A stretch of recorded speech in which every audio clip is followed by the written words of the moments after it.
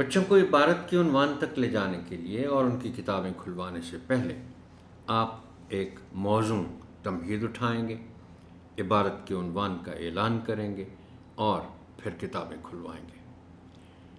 تمہید اٹھانے کے لیے درج ذیل نکات پیش ہیں، تاہم یہ حرف آخر نہیں ہے۔ بہتر سے بہتر تمہید کے لیے آپ کی فکری جستجو جاری رہنی چاہیے۔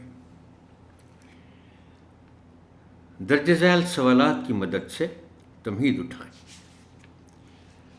پہلا سوال ہے کہ وہ کون سی چیز ہے جو ہے تو کپڑے کا ایک ٹکڑا، مگر دنیا کا ہر ملک اسے اپنی شناخت کے طور پر استعمال کرتا ہے۔ محترم ٹیچر، اس سوال کے بعد بچے یقیناً سوچ میں پڑ جائیں گے، شاید سوائے ان بچوں کے جن کو کچھ یہ معلوم ہے کہ آج وہ کون سا سبق پڑھنے والے ہیں اور ٹیچر کس طرف ہمیں لے جانا چاہ رہا ہے۔ بہرحال اس سوال کا مقصد یہ ہے کہ آپ بچوں کو اس جواب تک لے جائیں کہ وہ ہر ملک کا جھنڈا ہوتا ہے،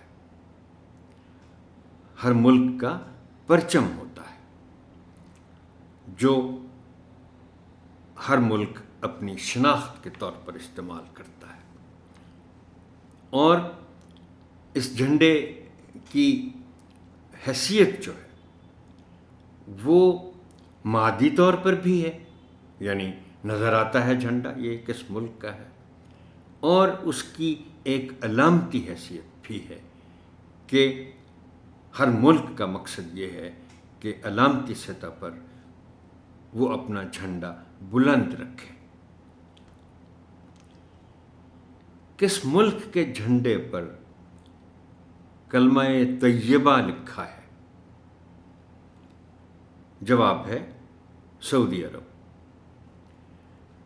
کس ملک کے جھنڈے پر چاند اور ستارہ ہیں؟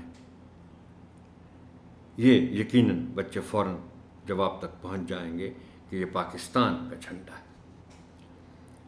پاکستان کے قومی جھنڈے کو پرچم ستارہ و ہلال کیوں کہا جاتا ہے؟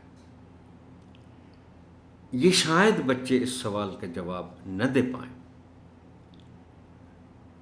خاص طور پر ہلال، لفظ ہلال کے حوالے سے۔ اب جھنڈے پر جو دو چیزیں نظر آتی ہیں وہ ایک تو چاند ہے اور ایک ستارہ ہے۔ اب ستارے پر تو کوئی ابہام نہیں ہے، مگر ہم جب کہتے ہیں کہ یہ پرچم ستارہ و ہلال ہے تو اس کے ایک خاص معنی ہے۔ ہلال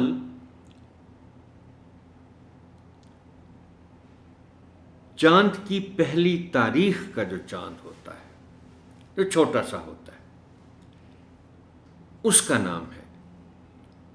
اسی لیے اس کو کہتے ہیں کہ جھنڈے پر چونکہ ایک ستارہ اور وہ پہلی تاریخ کا چاند، یعنی قمری مہینہ جو ہے اس کی پہلی رات کا جو چاند ہے اسے ہلال کہتے ہیں، اسی لیے پرچم ستارہ و ہلال کہا جاتا ہے۔ ہمارے قومی پرچم کا ذکر ہمارے قومی ترانے میں کس طرح ہوا ہے؟